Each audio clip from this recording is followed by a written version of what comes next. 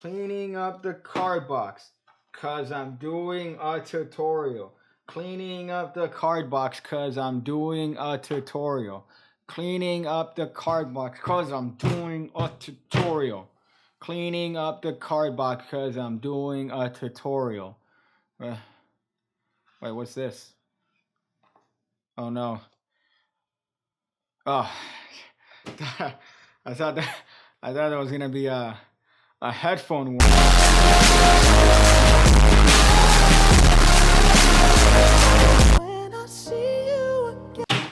There's nothing that a spectator loves more than fast tricks. So today I'm going to show you guys the world's fastest card trick. The world's fastest card trick. So for this, I'm going to be using this Civil War deck here.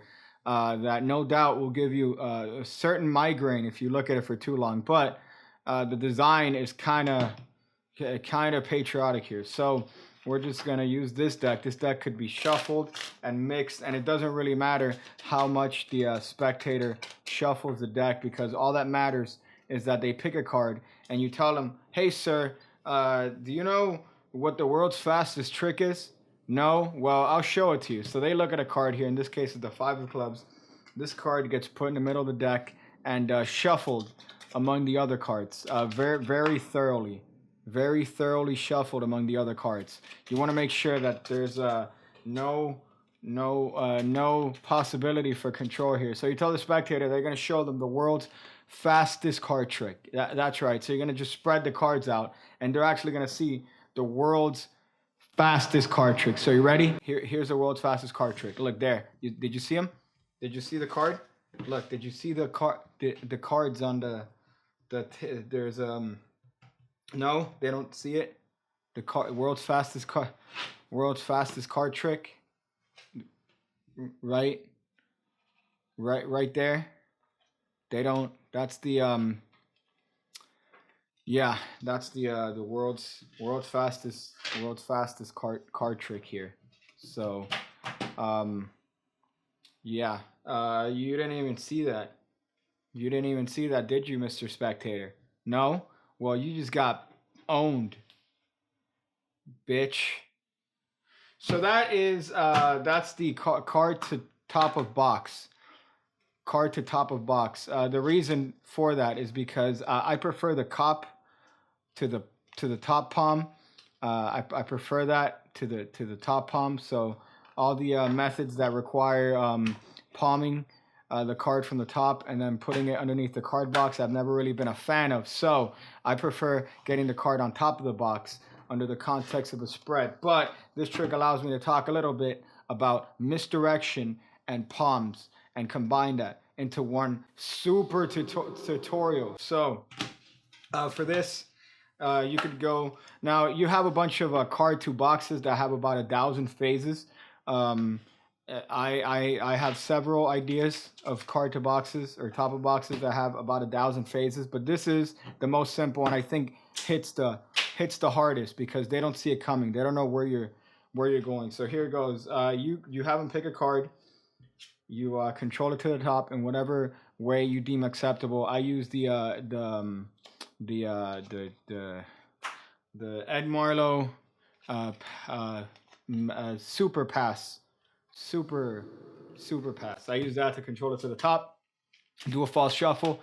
Now what you're going to do is that you're going to turn the cards face up, and the best way I could describe this, or actually the easiest way, you're going to use your pinky here to put pressure. Sorry, you're going to use your forefinger to put pressure on the upper corner of the deck there, and that's going to cause that card to buckle. You could either do that method, or you could do the good old pinky pull down. You got to do your pinky pull downs there to pull down that bottom card and get a break underneath.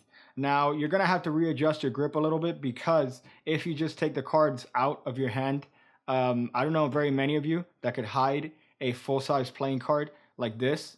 If you are, you shouldn't be in card magic. You should be in the adult industry, because you have big fingers. So you're gonna have to readjust your grip. So after you get the break, what I do is that I just push the cards up slightly, just like slightly. Again, it's not going to be a whole jarring mode, but it's going to be a little bit slightly. So this card is a little bit deeper in the hand that way. So when you cop it, you have a little bit of coverage for when you push the. That's I'm jumping ahead here, but that's basically the cop. It's you just regrip the cards so that it falls a little bit deeper into the hand. So this is kind of the grip you're going for. You study that.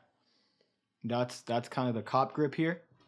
So that goes from getting a little pinky break, and you're telling the spectator pretty much that you're going to show them the world's fastest card trick. You could either say that pattern, or if you want, you could just tell them that you're going to try to beat them.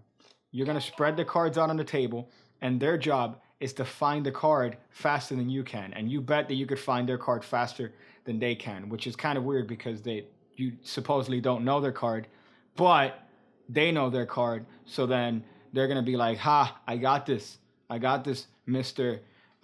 Insecure social relationships. I got this. So that's another pattern point that you could do. But I like the pattern of the world's fastest card trick. So what's going to happen here is that the card box is going to be in the way. You need it there in the middle, because if not, imagine if I could spread the cards out and I just do this, it's going to look weird. So the card box, there has to be a reason for me to push it. And it's a transitive motion here. So meaning I have to push it aside to be able to spread the cards. Now my eyes are looking at this.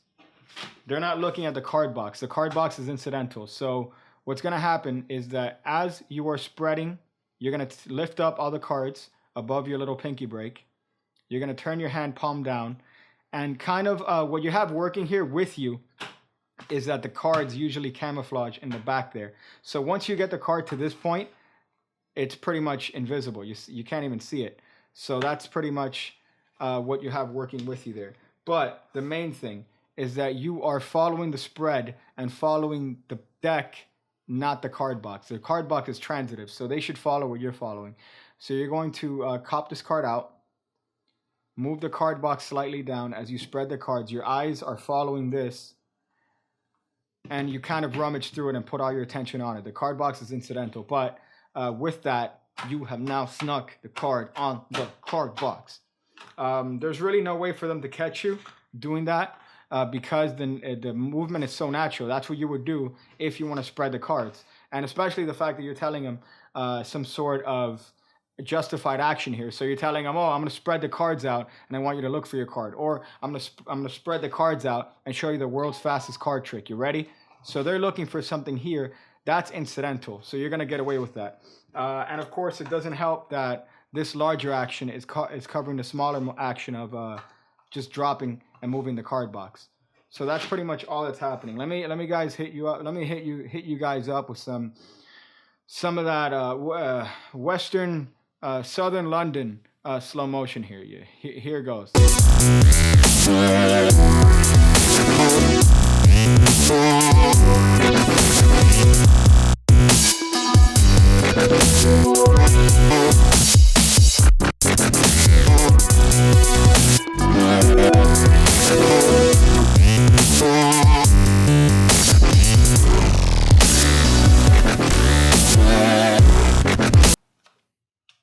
And there's the card. So that's the cop, and that's the misdirection for getting that card on top of the card box. Now, this doesn't have to be a card box. It could be anything. It could be something on the table. It could be a bottle. It could be a fork.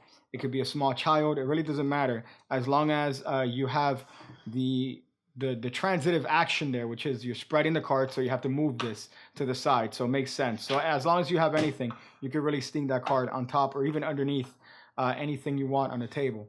So the main point here, and the thing that will guarantee you getting away with this and not getting busted and getting laughed at by the cunt spectators, is to make sure that your eyes are following the deck and not the card box. This should be the natural movement of you moving the card box. If this becomes an unnatural movement and the card box happens to be over here and you go, there's no reason why you need to move the fucking card box.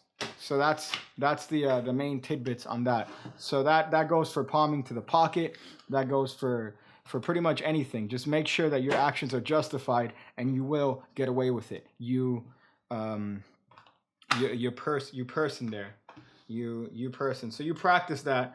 It's more of a thing that you can't practice in the mirror, so you're gonna have to forcibly do it in front of people. But you're gonna get some with that. You're finally gonna have your dry spell gotten rid of with that one. So do all the things. Check out the shirt. There's a shirt that I'm shilling out for. Check it out. I'm gonna make more designs if this one works out. This one's kind of a minimal one, to be honest, but I just like the logo on a shirt, so the other designs will be a little bit more contrived and annoying. This one's more minimal, but check it out. Dog. I'm gonna go wonder where my life went wrong after the surgery of my genitalia. When I see you again, when I see you again, when I see you again, when I see you again, when I see you again, when I see you again, when I see you again.